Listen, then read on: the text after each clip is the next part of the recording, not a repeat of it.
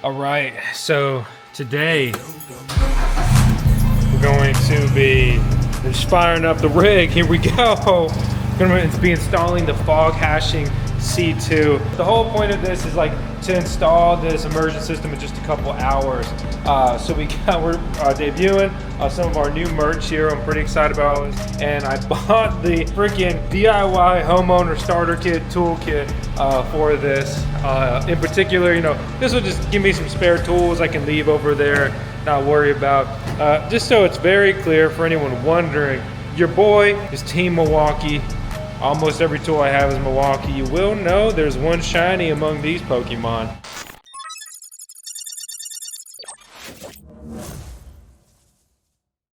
We're installing the Foghashing C2. It's a 2-miner immersion kit. There's a lot of benefits to going to immersion. There's, you know, essentially no noise, especially wherever the tank is. You can overclock miners. It's supposed to have increased longevity. You know, it's got all these benefits over air-cooled, but it does have an associated cost. But our main focus here is we're going to focus on installing this within 2 hours. We've done one similar unit before, but you know, it's supposed to be pretty simple, pretty straightforward, pretty easy. You can see it's about 10:30 right now. And yeah, so that starts the clock, and let's start installing.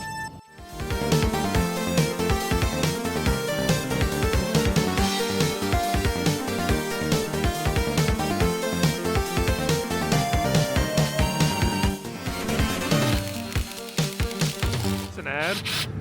These are actually the spare 4x4s that from when we cut the other 4x4s for the B6D, which is very similar size to the C6 fog hashing dry cooler. So that's the 6 unit that they have. So with the Foghashing C2, it has 2 slots on each side for you to drive bolts into some kind of mount. They recommend getting this off of the ground for, you know, obvious reasons: water, snow, whatever elements. So this will give us enough height to be out of the way for typical snowstorm in Virginia. Coming off of it has an attached power supply cord or power cord. So we're gonna just run a hole into the building. We need to run 3 holes, one for the intake pipe, one for the outtake pipe. I'm not sure which one's which at the moment. And then also the power cable. You know, it takes the outside air, runs it through the radiator. There's fluid going through it, which it is, you know, being cooled by that, you know, dry cooler, or it's a radiator. It functions like your car if you're familiar with that. So we've got these pipes, and they're pre-made, so they have the fitting already attached to them. So you just attach them to the side of the dry cooler. And then we're going to punch a hole through the wall. You don't cut the hoses. There's no fabrication on your part. I mean, you just plug it in and go. When say we installed like the DCX kit, you do need to cut the pipe and have hose clamps and things like that. So this makes it a little bit quicker, a little bit easier. This is a single loop system, so the immersion fluid is going to be running through the dry cooler. It's not using any sort of coolant or anything else. You know, it's just one fluid throughout the entire system running through the miners. Single loop is great because it makes it very easy and quick to install, but you can't reuse the heat like you could with a dual loop system. So, you know, if you wanted to heat your pool with this may not be the right choice for you. I've got my hole saw kit right here. Milwaukee Team Red, baby. So this is a 1 3/4 inch. Thinking this might be the right size, but with the elbow it may not be. So that's gonna be too small. I'm not gonna get that connection through there on the back side. So this is a 2 inch, and then this is gonna be a 2 1/8. So a 2 inch would probably work. I'm gonna use the 2 inch and 1/8 to just give us a little bit more play to kind of get this elbow through there. And it's not a big deal. Just gonna end up putting a little bit of silicone back in there to fill the hole afterwards. We're just gonna be using a basic drill.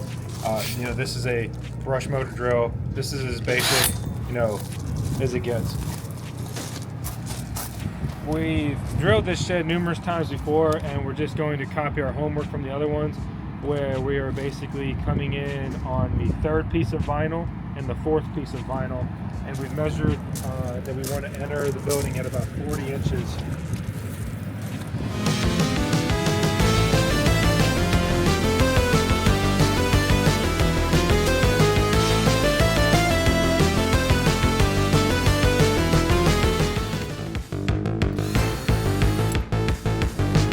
Hey, it's not perfect, but it's done. So looking at our instructions, the top of the cell is an outlet, bottom is an inlet, and same thing on the dry cooler. Top is outlet, bottom is inlet. All right, so we're pulling the power cable through the bottom hole, which is going to be the return hole on the dry cooler, which essentially is the cool side. So we want the power cable, which is very long, by the way, which, I mean, that's a good thing. Gives you more installation options. If you're not going to install a second hole for it, I would consider it optional. Then you would want to put the power cable on the cool side, never the hot side. Alright, so this is True the hero. outlet hose, so outlet's going out the top. That is the hot liquid. And then it will go into the inlet outside, which is on the bottom. And right now we're sitting at about 11:20, so we're closing in on 1 hour. To be honest, we're pretty much almost done because we hooked this up, hope it doesn't leak. Shouldn't leak. And put the miners of fluid in, and it kind of self-burps itself. These are the gaskets I mentioned earlier. You grab one. They go into the hoses. These are absolutely critical. These are what seal the connections. When you install them, you also want to take the time to push them down and get them under the grooves that's in the connection point here. There's one gasket that goes into each of these fittings. So there's 4. That gasket is going to mate with this connection point on the dry cooler. These have lockers. And a good time to talk about these. They have lockers on the little caster wheels, which is a cool feature. Why not, right? And I always like things elevated a little bit, especially if you have like concrete. It's why like they put those little things under, say, like your hot water heater, because eventually the metal will corrode.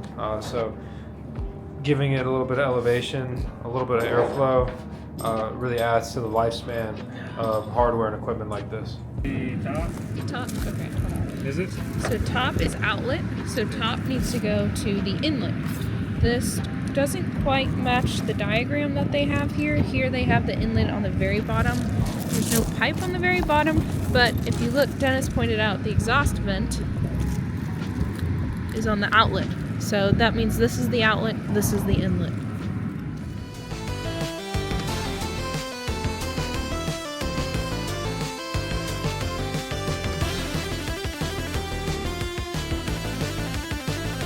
Alright, so we have the C2 set, holes, pipes, tightened, gaskets there. The basics of this installation are done.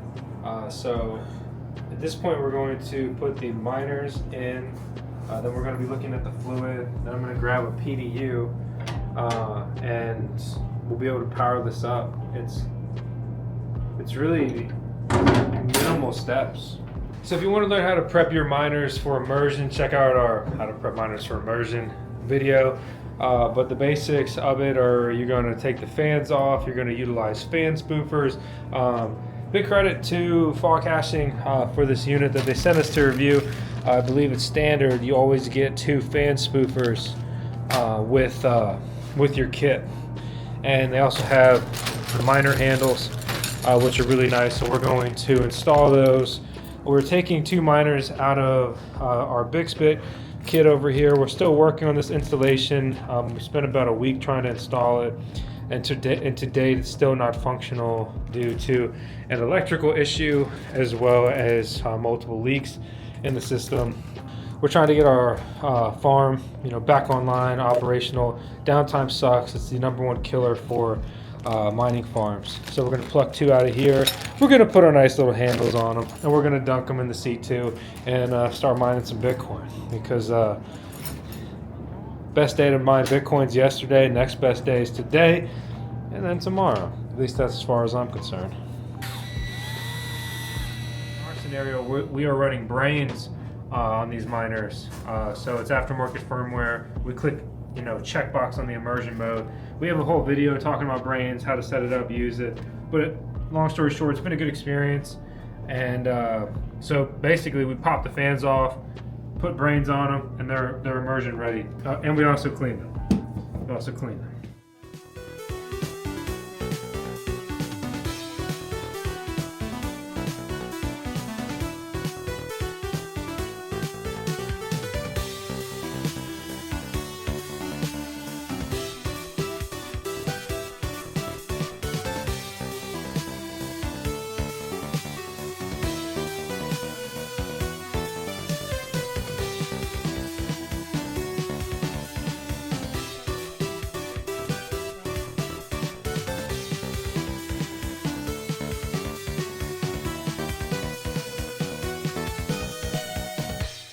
You know what's cool? Passive income. You know what's even cooler? You earning passive income. And you can start doing that today by ordering an ASIC mining rig from ASIC Marketplace. Well, I mean, it's in their name. They better be good at this, right? And don't forget to punch in the code VoskCoin to save some coin the next time you order from them. So with the Foghashing C2, you're going to need to, create some kind of power solution, or you could just run outlets to wherever you're going and plug the miners directly to an outlet with the associated cables. If you want to learn more about electricity, we have like a 30-minute video guide on it. It goes through all the basics, but the crash course is I'm using the Altair mining PDU. We've got a link and coupon code that makes us basically $100 shipped. It's pretty sweet. Small form factor, but big capabilities. This runs on single phase electricity. It gives you a readout of all the data from it. You've got 2 C20 connections and then 4 C14s. And this is an L630R. Basically, you just tell your electrician you want an L630R, which is an L630 receptacle outlet, 30 amp, 240 volt, and this plugs right into that. And then this can, easily and safely power 2 miners at, full power capacity, current generation miners.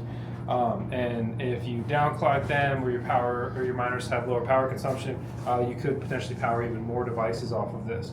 So based on the power settings that I'm running, these 2 S19s at, and these are Bitcoin miners, I'm running them at a lower power consumption, which increases their efficiency. So I mine more Bitcoin per watts of electricity I'm spending. That should, I believe, give me the overhead that I can also plug the C2 into this unit. So I will have one 30 amp outlet that will hopefully power this entire system with this one device. This is minimizing cost. It's making it, it's simplicity, and I'm just gonna have to see what the data comes out to here on the readout, which is a very helpful tool to make sure that I'm operating safely, because you don't want to be using more than 80% of your circuit, which is 24 amps. All right, the PDUs are multiplying. As much as I wanted to run everything on one circuit, keep it simple, keep it tidy, and all that, it just wasn't a realizable dream. So we can see I'm pulling 13 amps on top and 11 amps on the bottom here. And when the temperature kicked up yesterday, the dry cooler ramped up. So the dry cooler does a great job of sensing the temperature and operating within the parameters that it needs to. But it got hotter, dry cooler had to work harder, and then it tripped. It's a 30 amp circuit, it tripped at the panel, it did not trip on the PDU. So I had a spare circuit sitting up there, so I went ahead and just threw another PDU up and just to balance it a little bit better. I put one miner on one circuit, one miner on the other circuit, and then all of the immersion infrastructure, right? So the pump as well as the dry cooler are all running on one of those as well. So 2 circuits, right? If you're going to be overclocking, you may want to even think about 1 circuit per miner and then an additional circuit for your immersion container here. Remember, this is the Foghashing C2. It's very power efficient, but 2 miners quickly clog up a 30 amp circuit. So it just wasn't possible. It just wasn't feasible. And as the market heats up, it does open the conversation of should we be getting it while we can? Should we be overclocking? And if that's something you want to pursue, again, make sure you have the electrical overhead to be able to do so. Now, as I've got all these installations, just kind of working through balancing the panel, 2 panels. I've got 2 200 amp panels single phase out here for the immersion mining shed, and right now panel B is overloaded, so I'm working on distributing this load a little bit better because I can still trip at my panel main, which is another 200 amp breaker.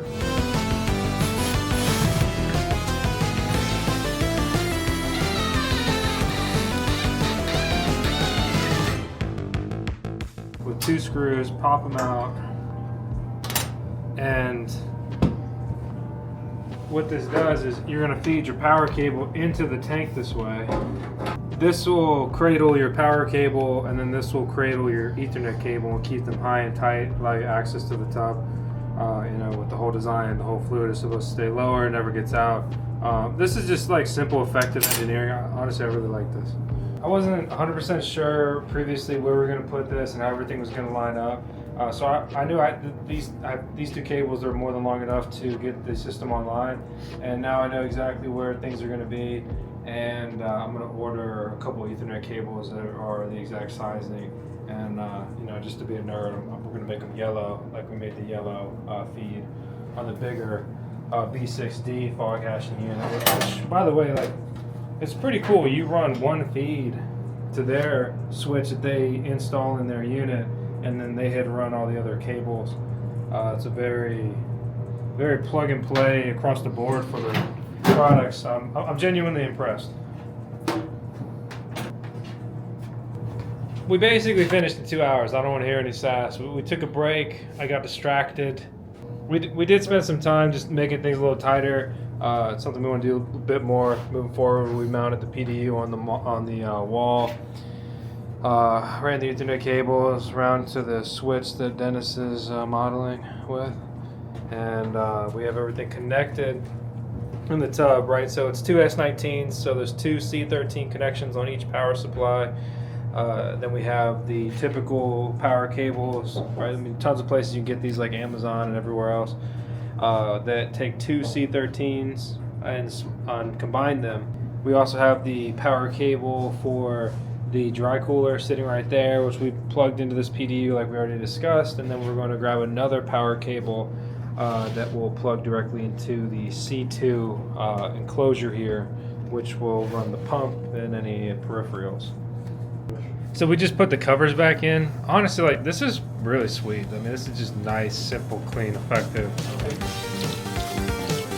Oh, tell me.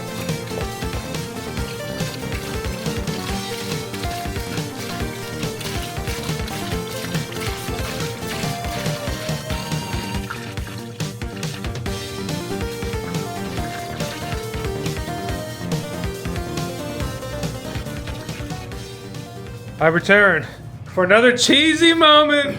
Yep, we got every team. Alexa. Oh my goodness. Oh yeah. Oh yeah. We got new merch. It was made especially for this endeavor. Cool. Looks great. I like it. I like the color. So we didn't introduce Colby earlier. Colby, he works at BMA. He's the specialist. He's a secret weapon. Right, we already talked about Dennis earlier. Every day we do an install out here in the field. Alexa whips up some cool sourdough delight. I see that actually nobody had today's sourdough, so that's a big time violation by everyone in this establishment. But Dennis did counter with his own banana bread, and for lunch we're gonna be having a pizza party. Mrs. Dennis, yeah, Dennis, you didn't bake it. All right, we just finished up lunch. I'm getting antsy. And we're gonna fire this up. Dennis is on standby with the lid. What's really cool about, wait a moment, it's easier if you squeeze the sides, is the built-in breaker on this right here. It makes it kind of double tapped it. So anyway, I flicked it on. The miners are gonna automatically turn on and start trying to mine. So this is important because, you know, you have an external power source for your miners, whereas like with the B6D you have to click start mining and then it sends power to the miners because it's all built in one unit and so forth. So just something to understand and be aware of. We have our nice little LCD screen here. Press to start circulation. This is the first time we've turned it on. the air in the system.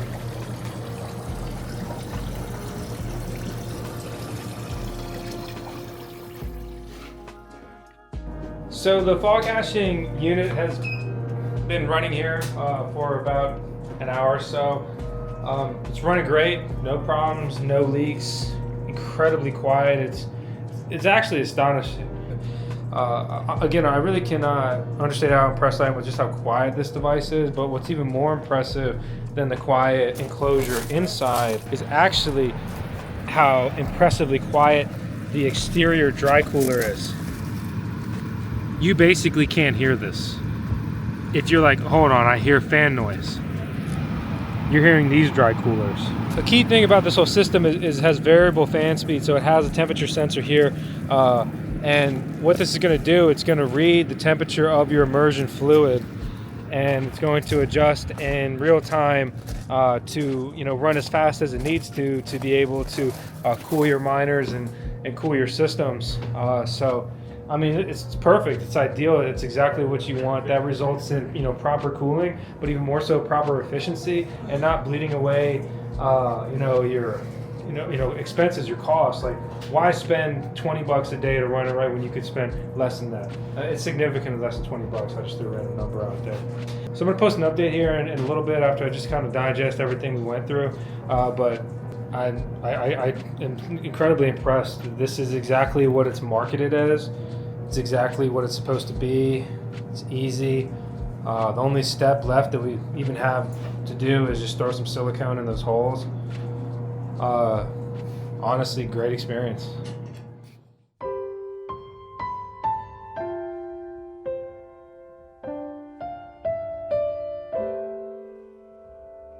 So the Foghashing C2 unit has been mining for several days now. Performance has been fantastic.